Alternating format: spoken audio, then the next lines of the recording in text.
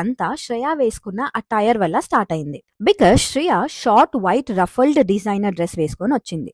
ఇప్పుడు అలాంటి dress common అయినప్పటికీ అప్పట్లో అది ఫార్మల్ స్టేజ్ అటెండెంట్ ఫంక్షన్ కాబట్టి ఇన్అప్రాప్రియేట్ గా కన్సిడర్ చేశారు. హెచ్ఎంకే హిందూ మహక్కల్ కచ్చి sorry for my pronunciation protest ని లీడ్ చేశారు. చెన్నైలో పోలీస్ కంప్లైంట్ కూడా ఫైల్ అయింది ఆమె డ్రెస్ మీద. తమిళ్ కల్చర్ ని అవమానించేలా అండ్ ఇండీసెంట్ గా తన అటైర్ ఉంది ఈ ఫంక్షన్ లో అని అక్యూజ్ చేశారు. స్పెషల్లీ చీఫ్ మినిస్టర్ ముందు అలాంటి డ్రెస్సింగ్ ఇన్అప్రాప్రియేట్ అని క్లెయిమ్ చేశారు. దీన్ని డిఫెండ్ చేస్తూ శ్రేయ ఆమె క్లారిఫై చేసింది, ఆ రోజు తంజావూరులో ఒక హిందీ ఫిల్మ్ షూటింగ్ లో బిజీ ఉండటం వల్ల అక్కడి నుంచి డైరెక్ట్ గా చెన్నై ఫంక్షన్ కి రష్ అయ్యి అటెండ్ అవ్వడానికి చేంజ్ చేసుకునే టైం లేకపోవడంతో ఆ డ్రెస్ లో వచ్చాను అని, ఈవెంట్ కి ట్రెడిషనల్ అటైర్ కావాలి అన్న విషయం తనకి తెలియకుండా వచ్చాను అని చెప్పింది.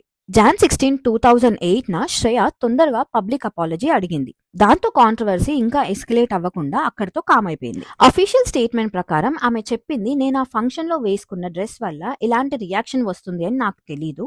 నా ఇంటెన్షన్ ఎవరిని హర్ట్ చేయడం కాదు, స్పెషలీ హిందూస్ లేక తమిళియన్ ఫీలింగ్స్ ని హర్ట్ చేయడానికి అస్సలు కాదు. మీడియా అపాలజీతో పాటు ఆమె reportedly M Karunanidhi and offended community members కి డైరెక్ట్ గా అపాలజీ లెటర్ కూడా పంపించింది.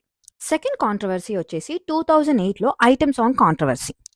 2008లో జరిగిన ఐటమ్ సాంగ్ కాంట్రవర్సీని ఫిల్మ్ హిస్టారియన్స్ చాలా సార్లు ఒక మేజర్ టర్నింగ్ పాయింట్ లా కన్సిడర్ చేస్తారు.